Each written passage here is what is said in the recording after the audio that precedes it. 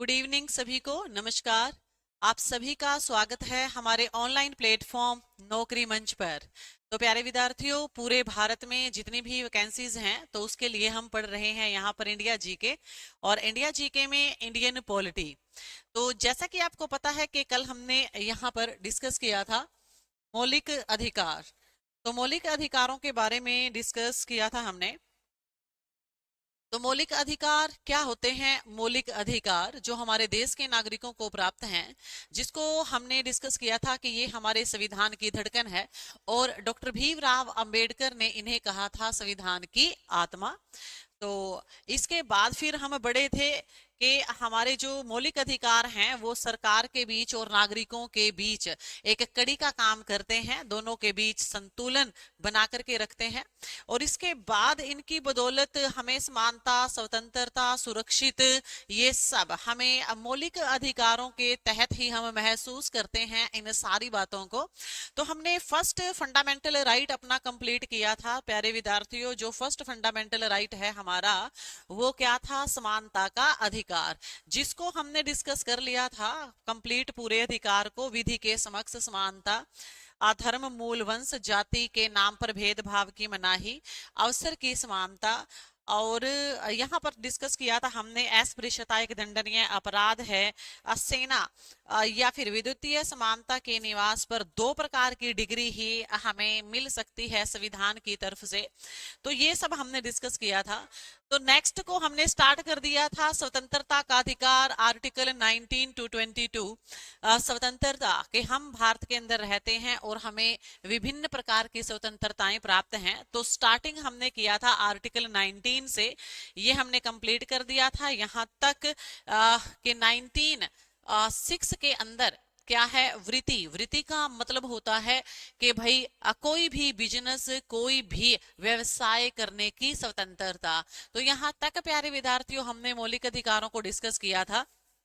तो इसके अलावा अब हम नेक्स्ट डिस्कस करते हैं यहाँ पर अगला जो फंडामेंटल राइट है यहाँ अपराधों के बीच में। नेक्स्ट देखिएगा, नेक्स्ट फंडामेंटल राइट आपके सामने है यहाँ पर कि अपराधों के लिए दोष सिद्धि के संबंध में संरक्षण, दोष सिद्धि के संबंध में संरक्षण। तो आर्टिकल 20 है प्यारे विद्यार्थियों आपके सामने, अनुच्छेद नंबर 20 है। तो अनुच्छेद नंबर 20 में क्या कहा गया है कि अपराधों के लिए दोष सिद्ध के संबंध में संरक्षण। इसका तात्पर्य क्या होता है? तो इसका तात्पर्य होता है कि भाई जिस भी व्यक्ति को अरेस्ट किया है पुलिस ने, जिसके ऊपर कोई किसी भी प्रकार का आरोप लगा है, तो उसके भी मौलिक अधिकारों का हनन नहीं होगा। अपराधी व्यक्ति को भी 3 प्रकार के यहाँ पर मौलिक अधिकार प्राप्त हैं। कौन कौन से मौलिक अधिकार इसको प्राप्त होंगे? इसको पहला मौलिक अधिकार प्राप्त होगा अनुच्छेद नंबर 20 के तहत कि कोई भी अपराध है उसकी जो सजा है इसे एक बार मिलेगी। किसी भी अपराध की सजा प्यारे विद्यार्थियों एक बार मिलेगी, बार बार इसको वही सजा नहीं मिल सकती है। इसके अलावा सेकंड नंबर पर दूसरा जो इसका मौलिक अधिकार होता है किसी अपराधी का, वो होता है कि समय के अनुसार सजा मिलेगी। समय के अनुसार, तो समय के अनुसार सजा का मीनिंग क्या है? समय के अनुसार जो सजा है उसका अर्थ ये है कि यहाँ पर अगर किसी ने चोरी की है तो भारतीय संविधान की आईपीसी की जो धाराएं हैं उन्हीं के अनुसार जो सजा का प्रावधान है 3 साल, 4 साल, 5 साल, तो वही सजा मिलेगी। ऐसा नहीं होगा कि उनकी आंखें निकाल दी जाएं, हाथ काट दिए जाएं, जैसे मुगलों के शासनकाल में होता था या अंग्रेजों के समय पे होता था। मनमर्जी की जो सजा है वो नहीं होगी, जो संविधान में लिखित है कानून के अनुसार तो वही सजा मिलेगी। आज के समय के अनुसार, पुराने समय के अनुसार सजा नहीं मिल सकती है। तो तीसरे प्रकार की जो स्वतंत्रता है अनुच्छेद नंबर 20 के तहत, वो किसी अपराधी को क्या होगी कि भाई देखो उसका जो वकील है वो उसकी खुद की पसंद का होगा और उसे अपने आप को बेगुनाह साबित करने के लिए सबूत पेश करने का पूरा पूरा अधिकार है भाई, सबूत पेश करना। तो सबूत पेश करने का उसको पूरा पूरा अधिकार है, उसका वकील उससे कभी भी किसी भी समय मिल सकता है, ऐसा उसे अधिकार है, क्योंकि दोष सिद्धि का अधिकार है। वकील के द्वारा ही वह सिद्ध करेगा कि उसने यह अपराध किया है या फिर नहीं किया है। तो यहाँ पर अनुच्छेद नंबर 20 को हमने कंप्लीट किया। तो इसके अलावा नेक्स्ट आगे की तरफ हम बढ़ते हैं। तो उसके अलावा प्यारे विद्यार्थियों नेक्स्ट हम यहाँ पर देखेंगे कि भाई अगले मौलिक अधिकार की तरफ आते हैं। फिर यहाँ पर तो नेक्स्ट जो मौलिक अधिकार है हमारा वो आएगा अनुच्छेद नंबर 21। तो अनुच्छेद नंबर 21 यहाँ पर प्राण एवं दैहिक स्वतंत्रता का अनुच्छेद, प्राण एवं दैहिक स्वतंत्रता का अनुच्छेद। तो प्राण एवं दैहिक स्वतंत्रता क्या होती है? ये है आपकी प्राण एवं दैहिक स्वतंत्रता का संरक्षण। तो इसको हम कहते हैं लाइफ राइट। इसको हम क्या बोल देंगे भाई? लाइफ राइट इसको हम बोल देंगे, लाइफ राइट, जीवन का अधिकार। तो अनुच्छेद नंबर जो 21 है इसको हम जीवन का अधिकार कह देंगे। जीवन के अधिकार में संबंधित जो चीजें हैं वो कौन कौन सी आएंगे जीवन के अधिकार में? तो जीवन के अधिकार में प्यारे विद्यार्थियों हमारे पास जो जीवन का अधिकार है उसमें आ जाएगा, अगर मैं यहाँ पर बताऊं कि जीवन के अधिकार में आर्टिकल 21 के अंदर कौन कौन सी चीजें आएंगी, जीवन के अधिकार में राइट टू प्राइवेसी आ जाएगा भाई, निजता का अधिकार। उसके बाद फिर आ जाएगा इसके अंदर विदेश जाने का अधिकार, विदेश जाने का अधिकार। तो विदेश जाने का अधिकार है, निजता का अधिकार है, और इसके अलावा विवाह का, शादी का, ये सारे के सारे जो अधिकार है ये अनुच्छेद नंबर 21 के अंदर आते हैं भाई, विवाह का। और इसके अलावा विवाह के बाद फिर आर्टिकल 21A एक आता है जिसके अंदर हमारा रहेगा पर्यावरण की स्वतंत्रता का अधिकार, क्योंकि जीवन से ही जुड़ा हुआ मुद्दा है कि अगर पर्यावरण सही होगा, अच्छा होगा, तो पर्यावरण की अगर सुरक्षा होगी तो जीवन की भी अपने आप प्यारे विद्यार्थियों रक्षा होगी। तो पर्यावरण की सुरक्षा का भी हमें अधिकार है। तो क्या मीनिंग है पर्यावरण सुरक्षा का? तो जिस वातावरण में हम रहते हैं, जिस पर्यावरण में हम रहते हैं वहां पर पर्यावरण स्वच्छ होना चाहिए। यानी कि रिहायशी इलाकों के अंदर जो धुआं मारने वाली कंपनियां हैं या फिर ऐसी जहां से पोल्यूशन क्रिएट हो रहा है ऐसी कोई कंपनी है, तो इस प्रकार की कंपनी रिहायशी इलाकों में नहीं हो सकती जहां पर लोग निवास करते हैं। तो ये आर्टिकल 21 में है। इसके अलावा आर्टिकल 21A के अंदर हमारा आ जाता है एजुकेशन राइट। ये भी हमारा लाइफ राइट से ही जुड़ा हुआ है, एजुकेशन राइट। एजुकेशन राइट का प्रावधान कौन से अनुच्छेद में है? आर्टिकल 21A के अंदर आता है। इसमें मूल शिक्षा का अधिकार आता है। मूल शिक्षा किसे कहते हैं? प्राथमिक शिक्षा होती है 6 साल से लेकर के 14 साल तक की एज के जितने भी बच्चे हैं तो उनको निशुल्क शिक्षा का प्रावधान यहाँ पर दिया गया है। तो ये था हमारा अनुच्छेद नंबर 21। तो अनुच्छेद नंबर 21 हमने यहाँ पर देखा। उसके अलावा फिर हम नेक्स्ट पर आ जाएंगे, नेक्स्ट आ जाएंगे अनुच्छेद नंबर 22। तो अनुच्छेद नंबर 22 जो होगा हमारा वो कौन सा आएगा? अनुच्छेद नंबर 22। तो प्यारे विद्यार्थियों अनुच्छेद नंबर 22 की यहाँ पर हम जिक्र करेंगे, अनुच्छेद नंबर 22 का।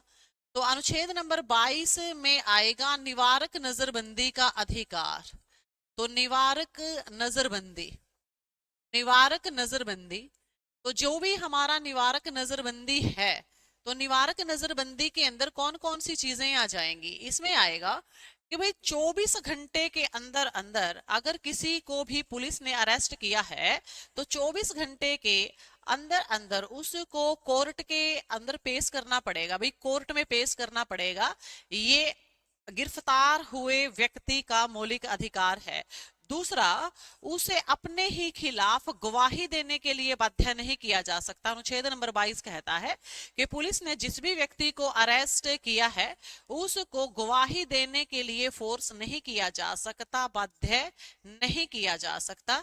तो यहाँ अनुच्छेद नंबर 22 में ये निवारक नजरबंदी के अधिकार में कहा गया है।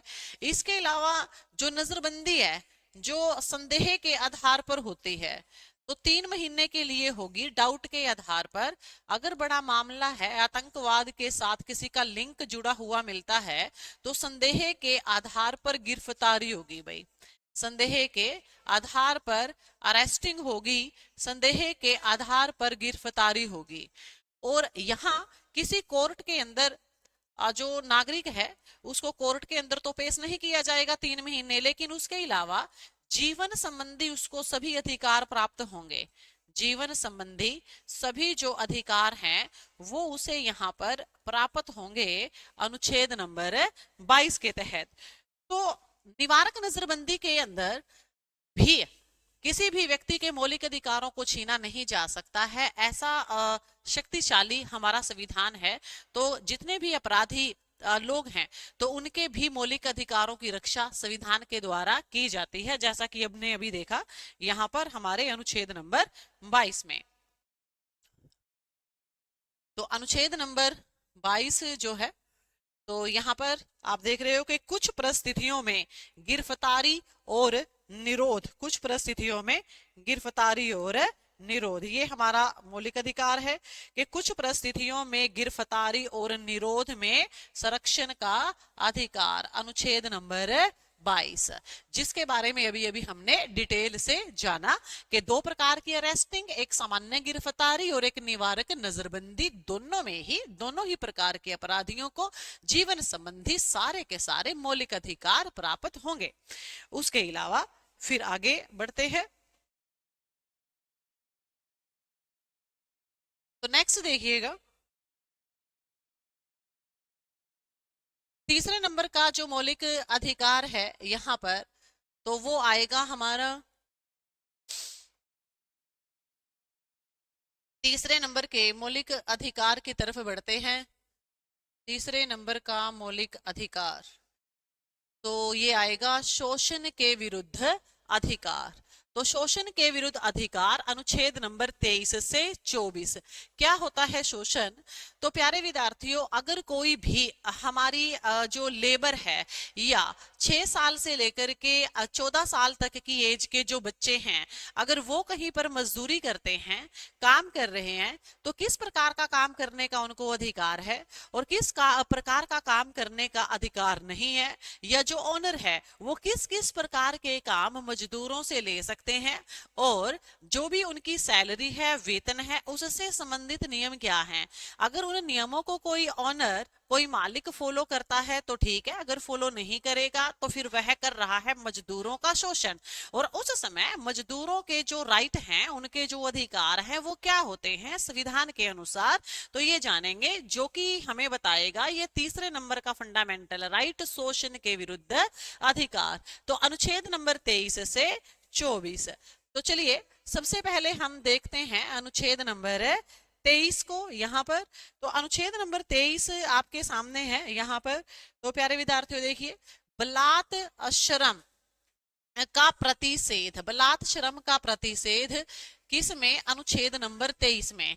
तो अनुच्छेद नंबर 23 कहता है कि बलात्श्रम एक दंडनीय अपराध है।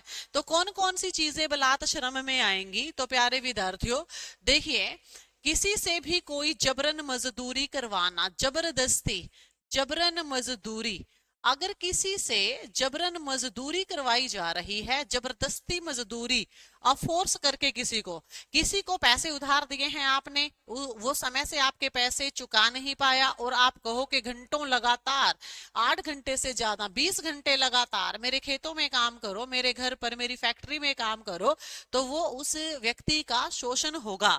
तो जबरन मजदूरी दंडनीय अपराध है। इसके अलावा किसी को अपने ही पास दास बनाकर रखना भी एक दंडनीय अपराध है। तो दास प्रथा जबरन मजदूरी में आएगा। जबरन मजदूरी दास प्रथा बलात् श्रम है, और उसके अलावा देह व्यापार भी बलात् श्रम के तहत दंडनीय अपराध है। देह व्यापार, तो ये तीनों ही बलात् श्रम के अनुसार अनुच्छेद नंबर 23 के तहत यहाँ दंडनीय है भाई। ये दंडनीय है, एक दंडनीय अपराध इसको हम मानेंगे।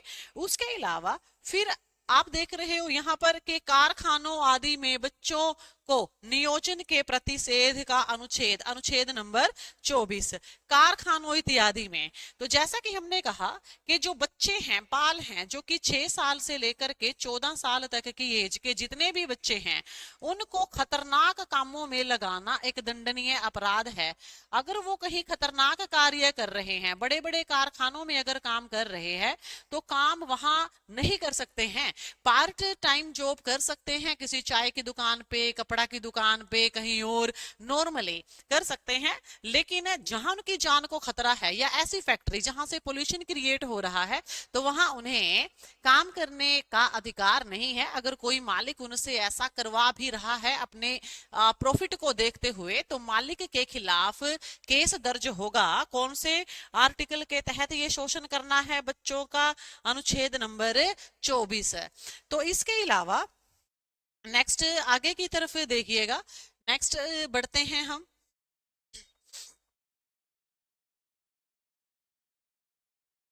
तो अगला नेक्स्ट की तरफ हम बढ़ेंगे। नेक्स्ट हमारा शोषण के विरुद्ध अधिकार के बाद हमारा रहेगा भाई धर्म की स्वतंत्रता का अधिकार। तो आगे आप यहां पर देख रहे हैं कि धार्मिक स्वतंत्रता का अधिकार। तो 4th नंबर के फंडामेंटल राइट पर हम यहां पर पहुंचे हैं, धर्म की स्वतंत्रता, जो कि आप देख रहे हो कि आर्टिकल 25 टू 28 तक है, यानी कि 25 से 28 आर्टिकल में धार्मिक स्वतंत्रता होती क्या है?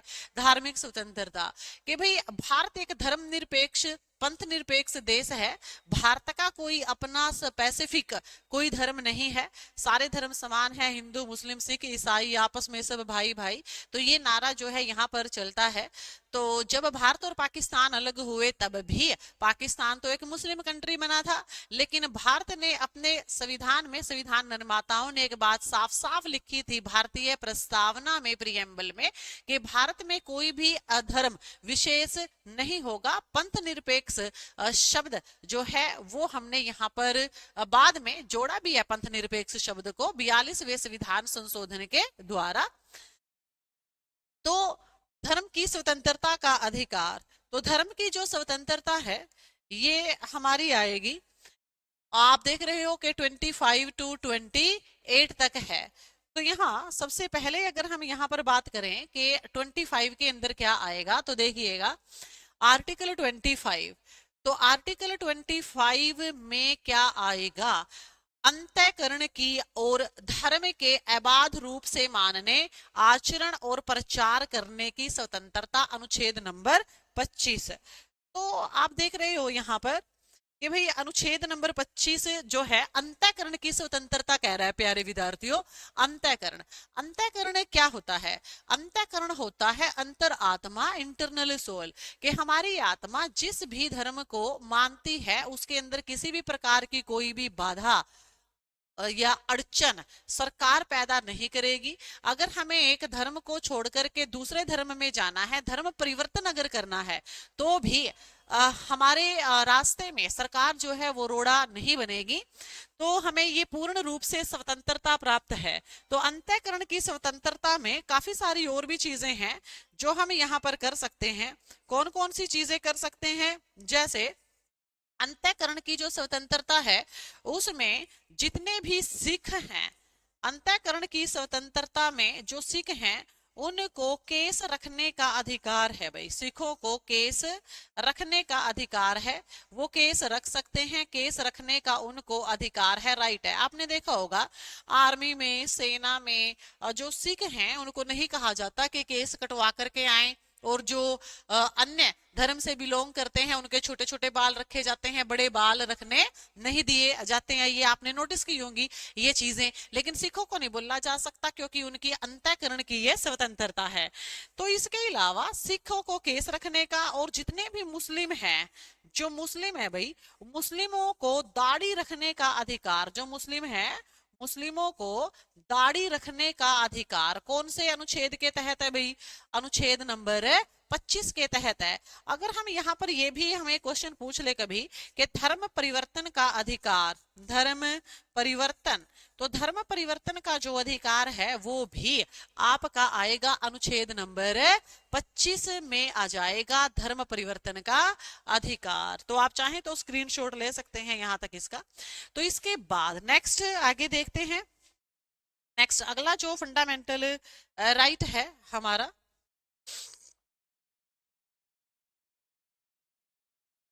तो अंतःकरण की जो स्वतंत्रता है, इसके अलावा अगली जो स्वतंत्रता है उसकी तरफ हम यहां पर बढ़ते हैं।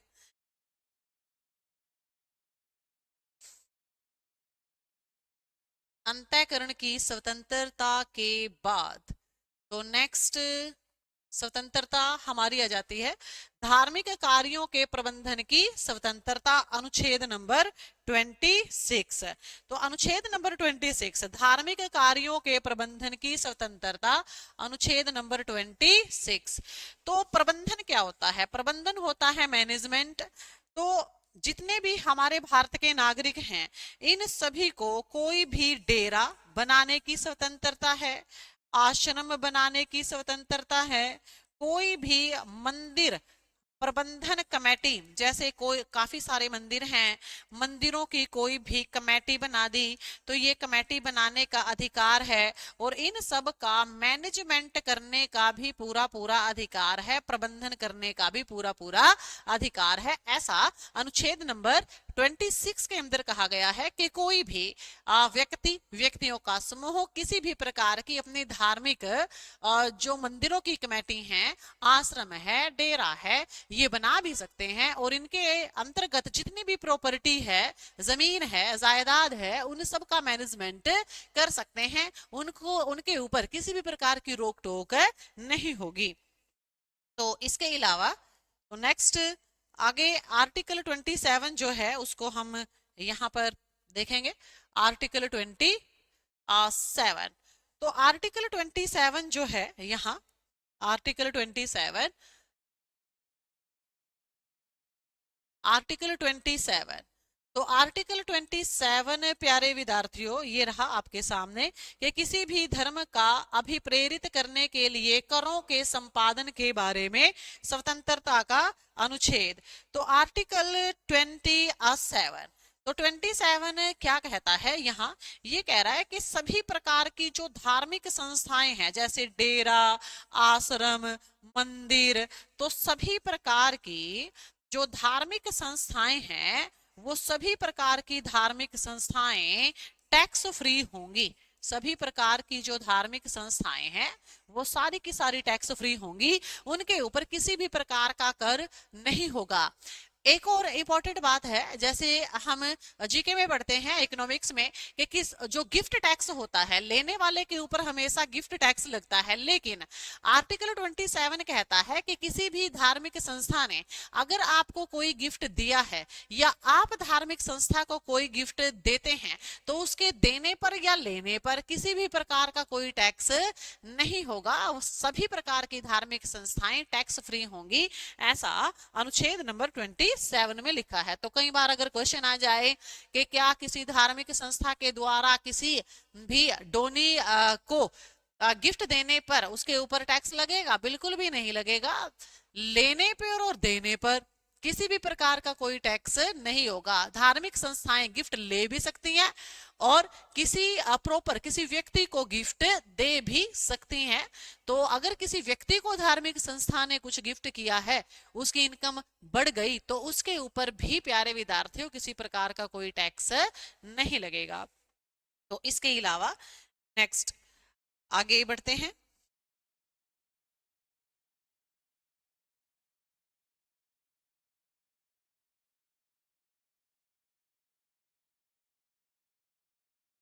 तो नेक्स्ट देखते हैं आर्टिकल 28।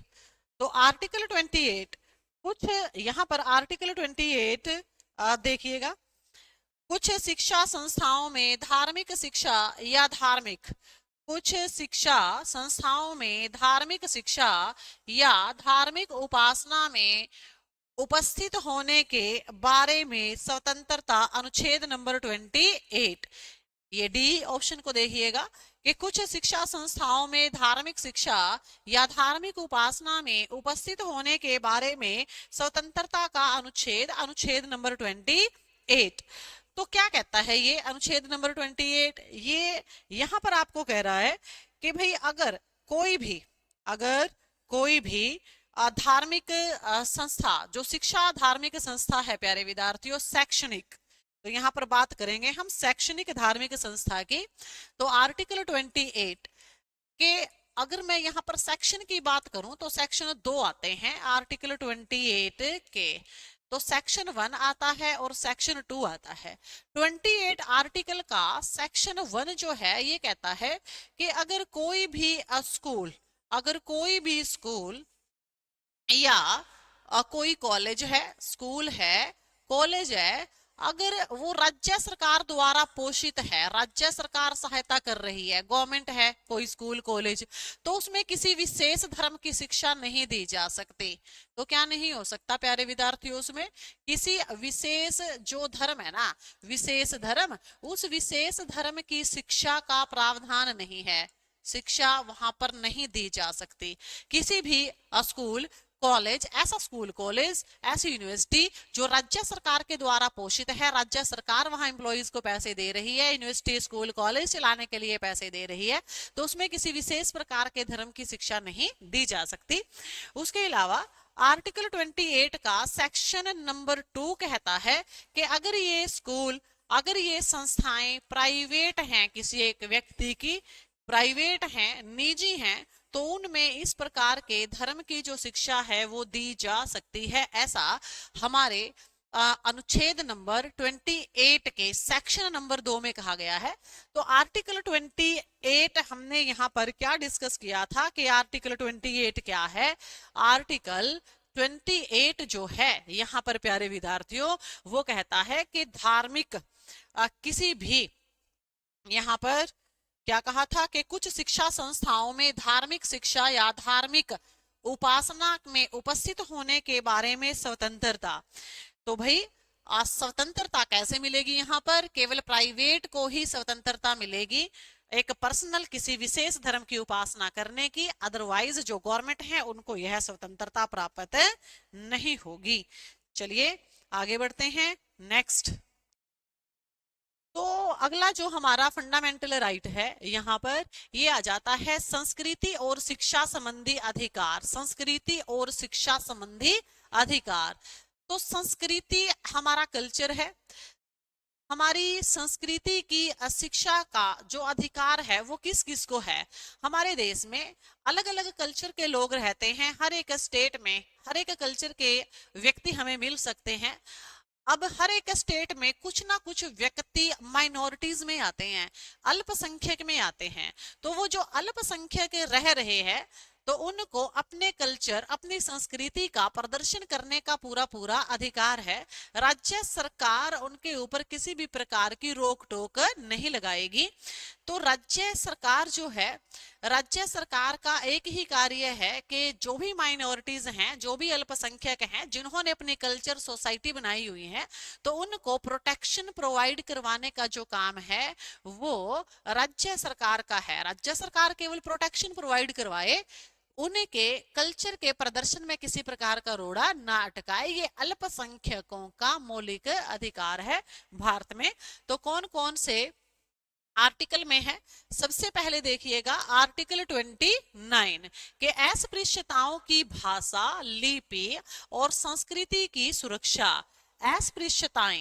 अस्पृश्यताओं यानी कि ये जो लोग माइनॉरिटीज हैं, जो संख्या में अल्प हैं, जो संख्या में अल्प हैं, तो जितने भी अस्पृश्यत हैं संख्या में यहाँ पर कम है, तो उनको अपनी संस्कृति की सुरक्षा का पूरा पूरा अधिकार है। जैसे मैंने कहा कि जो राज्य सरकार है, राज्य सरकार सभी प्रकार की संस्कृति संस्थाओं को, जितनी भी सांस्कृतिक संस्थाएं हैं, जो राज्य की सरकार है, सभी सांस्कृतिक संस्थाओं को जो अल्पसंख्यकों ने बनाई है, कल्चरल सोसाइटी संस्थाओं को सुरक्षा प्रदान करवाएगी। सुरक्षा, तो सुरक्षा प्रदान करवाएगी। अगर इनको कुछ अनुदान चाहिए तो यह भी दिया जाएगा इन्हें। तो इसके अलावा नेक्स्ट हम यहाँ पर देखते हैं, और नेक्स्ट 20 हमारा 29 के अंदर था कि भाई राज्य सरकार सुरक्षा प्रदान करवाएगी।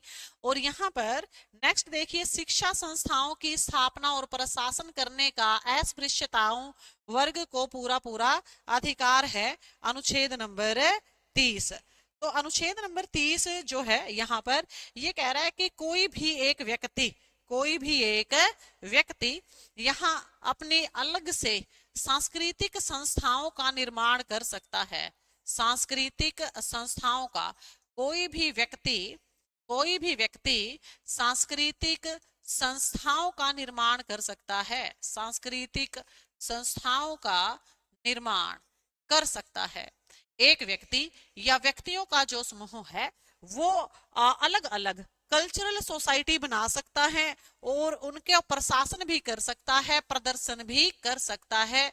मैंने अस्पृश्यता कौन है? जो माइनॉरिटीज में है, जो लोग किसी भी जगह संख्या में कम हैं, तो वो अपनी अलग से सोसाइटी बना सकते हैं और उन सोसाइटी को बना करके अपनी किसी भी प्रकार की झांकी निकाल सकते हैं, प्रदर्शन कर सकते हैं। तो शिक्षा संस्थाएं अपना कार्य अच्छे तरीके से कर सकती है। तो इसके अलावा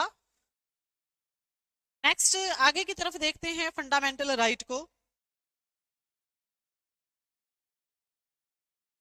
तो 6 नंबर का जो फंडामेंटल राइट है हमारा, तो वो रहेगा प्यारे विद्यार्थियों 6 नंबर का fundamental right. Next fundamental right जो है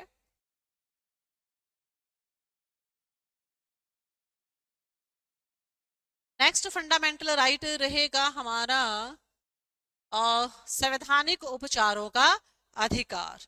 तो संवैधानिक उपचारों का अधिकार, संवैधानिक उपचार क्या होते हैं देखिएगा। संवैधानिक उपचारों का जो अधिकार है अनुच्छेद नंबर 32 में है। अनुच्छेद नंबर 32 को ही एक्चुअल में डॉक्टर भीमराव अंबेडकर ने कहा कि अनुच्छेद नंबर 32 हमारे पूरे के पूरे मौलिक अधिकारों की आत्मा है, मौलिक अधिकारों की आत्मा है। और यहाँ पंडित जवाहरलाल नेहरू ने कहा था कि अनुच्छेद नंबर 32 जो है हमारा, ये सभी प्रकार के मौलिक अधिकारों का रक्षक है। अनुच्छेद नंबर 32 के अंदर 5 प्रकार की रिट हैं जिनका के बारे में हम यहाँ पर डिस्कस करेंगे।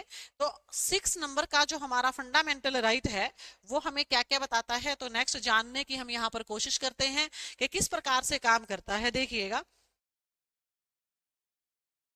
मूल अधिकारों को परिवर्तित करने के लिए उच्चतम न्यायालय तक का अधिकार, इसमें शामिल याचिकाएं कौन कौन सी हैं?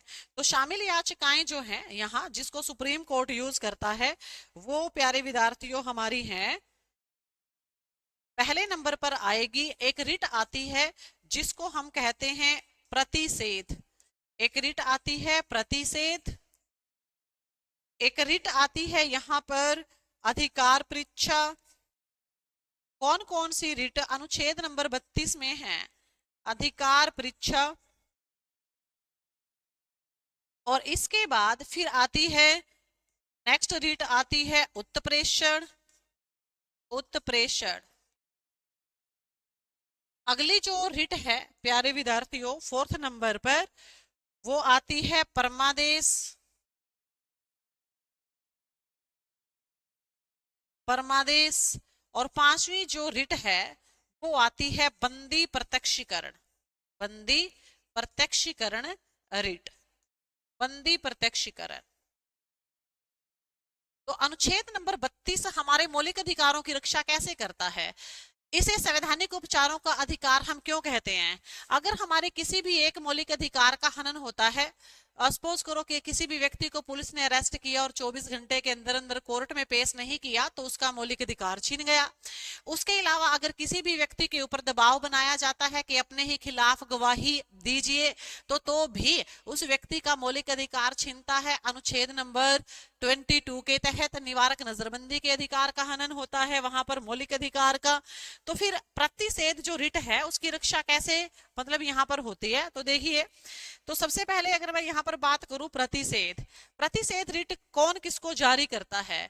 जितने भी उच्च न्यायालय होते हैं, बड़े बड़े जो कोर्ट होते हैं उच्च न्यायालय, वो प्रतिषेध रिट निम्न न्यायालयों को जारी करते हैं, छोटे कोर्ट को जारी करते हैं। प्रतिषेध रिट किन मामलों में? जब ये देखा जाए कि भाई जब कोर्ट को लगे कि किसी छोटे न्यायालय ने किसी ऐसे मसले पर फैसला सुनाया है जो फैसला उसको सुनाने का अधिकार नहीं होता, तो कौन सी रिट यहां पर जारी होगी? प्रतिषेध रिट जारी होगी।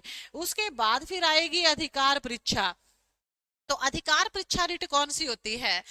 जब कोई भी सरकारी अधिकारी ऐसा कोई भी काम करे जो उसको करने का अधिकार नहीं है, तो उच्चतम न्यायालय के द्वारा उसे कौन सी रिट जारी कर दी जाती है? अधिकार परीक्षा। कि भाई ये काम तो करने का आपको अधिकार नहीं था, आपने ये काम किससे पूछ करके किया? जो किसी के अधिकार क्षेत्र से बाहर हो। जैसे भारत के अंदर जो है पदोन्नति का क्रम चलता है कि भाई जो छोटे ऑफिसर हैं उनकी अलग से ड्यूटी होती है, बड़े ऑफिसर की अलग से ड्यूटी होती है। तो यहाँ पर कोई भी एक दूसरे के कार्यों में इंटरफेयर नहीं कर सकता है। उसके बाद आती है फिर उत्प्रेषण रिट। उत्प्रेषण रिट क्या होती है? सेरेटोरी ये रिट इनको बोला जाता है। तो सेरेटोरी रिट कौन सी होती है? ये होता है, ये भी उच्चतम बड़े न्यायालयों के द्वारा छोटे न्यायालयों को जारी की जाती है। किस प्रकार के मामलों में? कई बार क्या होता है, छोटे न्यायालयों में काफी सारे मामले लंबे समय से पेंडिंग पड़े हुए होते हैं, जिनके ऊपर छोटे कोर्ट ने कोई फैसला सुनाया हुआ नहीं होता है। तो बड़ा कोर्ट छोटे कोर्ट को आदेश देता है कि भाई बहुत ज्यादा समय हो गया है, ये मामले पेंडिंग पड़े हुए हैं आपके पास, इन्हें आप हमारे पास वापिस भेज दीजिए। इसके बाद फिर यहाँ 4th नंबर पर रिट होती है परमादेश, जिसको मैंडामस कहा जाता है। परमादेश का अर्थ समझिए, परम प्लस आदेश। परम का मतलब होता है बड़ा और आदेश, तो बड़ा कौन है भारत के अंदर? सुप्रीम कोर्ट है। तो जब कोई भी गवर्नमेंट एम्प्लॉय अपने काम को अच्छे तरीके से नहीं करता, अपनी ड्यूटी को अच्छे तरीके से नहीं करता, तो माननीय उच्चतम न्यायालय के द्वारा उसे कौन सी रिट जारी कर दी जाती है? परमादेश। के भाई जिस भी काम का आपको वेतन मिल रहा है, सैलरी मिल रही है, आप उस काम को अच्छे तरीके से कीजिए। फिर आता है बंदी प्रत्यक्षीकरण लेख। हमने डिस्कस किया था अनुच्छेद नंबर 20 को और 22 को। बंदी प्रत्यक्षीकरण कि जिसको भी आप लोगों ने बंदी बनाया है उसे हमारे सामने पेश कीजिए, तो उसे बोला जाता है बंदी प्रत्यक्षीकरण। तो जब कोई भी कोई जैसे सेना है, अर्धसैनिक बल है, पुलिस है, तो किसी भी व्यक्ति को जब अरेस्ट किया जाता है तो अनुच्छेद नंबर 22 कहता है कि 24 घंटे के अंदर अंदर, सामान्य मामलों में 24 घंटे के अंदर अंदर उनसे कोर्ट में पेश किया जाए। तो अगर सामान्य मामला है और फिर भी पुलिस के द्वारा 24 घंटे के अंदर अंदर उसे कोर्ट में पेश नहीं किया जाता, मजिस्ट्रेट को इन्फॉर्म नहीं किया जाता है, तो उसके खिलाफ कोर्ट बंदी प्रत्यक्षीकरण जो रिट है इसको जारी करता है। तो ये है संवैधानिक उपचारों का अधिकार अनुच्छेद नंबर 32 के तहत। तो 6 प्रकार के हमारे मौलिक अधिकार है। हमने पढ़ा था कि 7 प्रकार के हमारे मौलिक अधिकार होते हैं। तो इसके अलावा आगे हम यहाँ पर देखेंगे कि भाई अनुच्छेद नंबर 32 को हमने यहाँ पर देखा है, अनुच्छेद नंबर 32 को। तो उसके अलावा हमने यहाँ पर मौलिक अधिकारों का जिक्र तो किया था, 35 तक हमने जिक्र किया था मौलिक अधिकारों का। तो ध्यान देंगे 35 तक हमने जिक्र किया था, तो 32 तक तो हमने पढ़ा। तो बहुत ही कम जगह बताया जाता है अनुच्छेद नंबर 33 में क्या है, अनुच्छेद नंबर 34 में क्या है, अनुच्छेद नंबर 35 में क्या है। तो ध्यान देंगे ये बहुत ही इंपॉर्टेंट है। अनुच्छेद नंबर 33, अनुच्छेद नंबर 34 और अनुच्छेद नंबर 35 है। तो इन अनुच्छेदों में क्या है, आमतौर पर हम मौलिक अधिकारों को यहीं तक कंप्लीट कर देते हैं, लेकिन ये इनसे आगे भी हैं, क्योंकि स्टार्टिंग में ही हमने पढ़ा था कि 12 से 35 तक आपके मौलिक अधिकार हैं। तो अनुच्छेद नंबर 33 में क्या है प्यारे विद्यार्थियों, तो अनुच्छेद नंबर 33 के अंदर बहुत ही महत्वपूर्ण मुद्दे हैं। कौन कौन से हैं? अनुच्छेद नंबर 33 कहता है कि भारत के अंदर जितने भी अर्धसैनिक बल हैं, ध्यान देंगे, भारत के अंदर जितने भी अर्धसैनिक बल हैं, अर्धसैनिक बलों में सीआरपीएफ आ जाती है, सेना आ जाती है, जैसे सेना आ गई, तीनों ही सेनाएं इसके अंदर आ जाएंगी, वायुसेना, जल सेना, थल सेना, और इसमें पुलिस भी इसमें ही आ जाती है। तो अनुच्छेद नंबर 33 जो है, अनुच्छेद नंबर 33 कहता है कि अर्धसैनिक बलों, सेना और पुलिस, इन सब के अधिकार जो है सीमित हैं। संसद इन सब के अधिकारों को यहाँ पर सीमित करती है। इनको मौलिक अधिकारों की पूर्ण स्वतंत्रता नहीं है, सीमित है। कौन सा मौलिक अधिकार अधिकतर सीमित होता है? यहाँ पर काफी सारे असीमित होते हैं। समानता का अधिकार, मुख्य तौर पर विचारों की अभिव्यक्ति का अधिकार, विचारों की अभिव्यक्ति।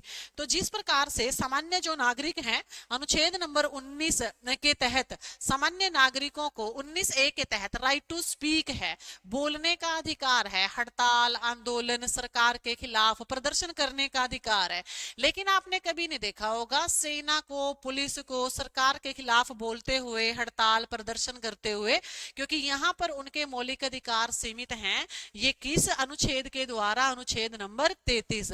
तो भारत की सुरक्षा के लिए कोई किसी भी प्रकार का गृह युद्ध इत्यादि ना हो, तो इसके लिए यह आवश्यक हो जाता है कि यहाँ पर मौलिक अधिकार इनके सीमित किए जाए। समानता का अधिकार भी यहाँ पर नहीं दिया जा सकता, क्योंकि ऊपर से नीचे की तरफ ऑर्डर, आदेश की स्थिति होती है सेना में। उसके बाद आता है अनुच्छेद नंबर 34 में। अनुच्छेद नंबर 34 में क्या है? अनुच्छेद नंबर 34 कहता है कि कहीं पर भी, किसी भी जगह जब मार्शल लॉ लगा हुआ होता है, किसी भी जगह जब मार्शल लॉ की स्थिति हो, मार्शल लॉ क्या होता है कि कहीं किसी एक छोटे क्षेत्र में, एक संदिग्ध कोई भी क्षेत्र हो सकता है, छोटा क्षेत्र, किसी भी छोटे क्षेत्र के अंदर कहीं पर कोई क्रांति हो गई है, रेवोल्यूशन हो गया है, गृह युद्ध हो गया है, आतंक हो गया है, या फिर कोई और ऐसी घटना घटित हो गई है जिससे माहौल वहां का अस्त व्यस्त हो गया हो, जहां पर सेना की ड्यूटी लगाई गई है।